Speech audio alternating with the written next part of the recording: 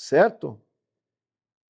Então, essa primeira missão que eu queria passar para vocês. A segunda é, eu fui lá e pedi para o meu especialista em cursos fazer um curso, tá? Na verdade, são dois, que também eu vou compartilhar com vocês amanhã, mas olha só, o modo especial de estrutura completa de tabelas e banco de dados. Para quem não sabe, é obrigação saber o que eu vou ensinar hoje.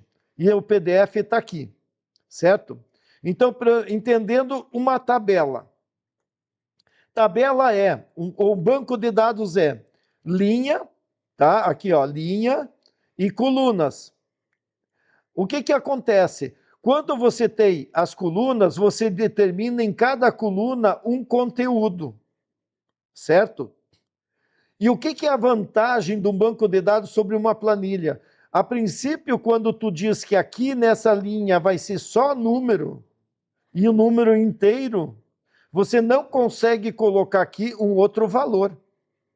Quando você diz aqui que esse nome aqui é um texto, certo? E que tem tantos caracteres, ele vai só entrar caracteres. Claro, número, etc., é caracteres também, né? Ah, aqui a idade, no caso aqui está errado, mas seria inteiro, eles trocaram aqui. Mas a idade é número, então não adianta escrever texto, certo? E assim por diante, eu vou tendo, certo, um controle dos dados, certo? Então, o que eu tenho de vantagem num banco? Garantir integridade, que as coisas vão entrar certo. E outra coisa que eu posso estar colocando, então, né, algumas regras. Por exemplo, eu poderia dizer que no nome é uma chave primária ou é uma chave única. Quando você determina aqui que é a chave única ou primária, ele não vai deixar existir dois Alice, dois Bob, né? Eu vou ter que ter um nome diferente para cada um, certo? Então, olha só, qual seria uma chave única para uma tabela de pessoas? Ah, pode ser o CPF, certo? Porque nomes pode ter igual, mas CPF não. E-mails únicos, então pode ser, certo? Né? Identidade, pode ser. Então ele usa uma referência, mas mesmo que tu tenha uma chave única para cada um deles, você vai botar um ID, uma identificação, porque daí é muito mais fácil de ter uma relação depois com apenas uma posição, duas, três, do que você ter um número grande para relação entre tabelas. Por que isso? Porque existe um tal de foreign key, ou seja, chave estrangeira, que você poderia dizer o seguinte: eu tenho uma chave estrangeira da cidade, que a pessoa não pode colocar nenhuma cidade aqui que não existe numa outra tabela de cidades, para não digitar errado, senão vai ser Nova York, né, New York. Não, eu tenho que colocar o certo. Então eu posso estar clicando, ou só escrevendo ele valida, ou eu posso clicar e ele busca na lista e eu seleciono. Então, isso é normalizar os dados. Então, dentro daquela explicação que eu falei dos três, certo? Vocês viram que essa do meio é usar o chat GPT, etc. Né? E a gente está pensando em estruturar os meus dados. Ela podia ser numa tabela, né, lá de uma planilha ou de um Access do banco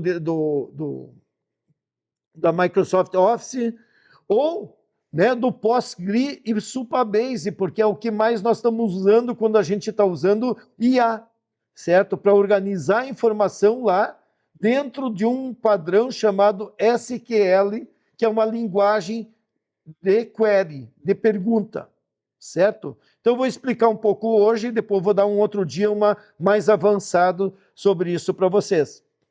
Então vamos lá, né? Dentro dessa ideia, está aqui um texto explicando para vocês o que são tudo isso e os tipos de dados. Então eu tenho tipo de dados inteiro, varchar, né? Char quer dizer letra. e var, que ela pode variar. Então, eu podia ter um tamanho fixo ou um tamanho variável de nome. Isso tudo para gerenciar espaços, tá? Eu tenho também data, né? Eu posso definir data ou data hora, certo? E por isso que eu tenho timestamp aqui embaixo. Ele é data hora desse momento. Eu tenho também booleano, ou seja, né, um lógico, ele pode ser verdadeiro ou falso, certo? Em vez de eu armazenar sim ou não, eu armazeno só verdadeiro ou falso, que eu economizo espaço e velocidade na hora de buscar informação. Eu também tenho decimal, eu também tenho o inteiro. Então, decimal, eu digo quantas casas depois da vírgula tem que ser. Eu posso dizer também que é money, que é um decimal com dólar na frente, ou com R dólar na frente, que seria o real. Certo?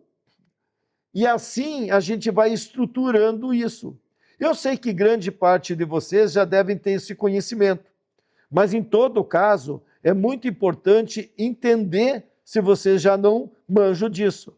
Outra coisa, quando a gente está usando data, é sempre bom usar esse padrão, né, japonês, que é ano, mês e dia.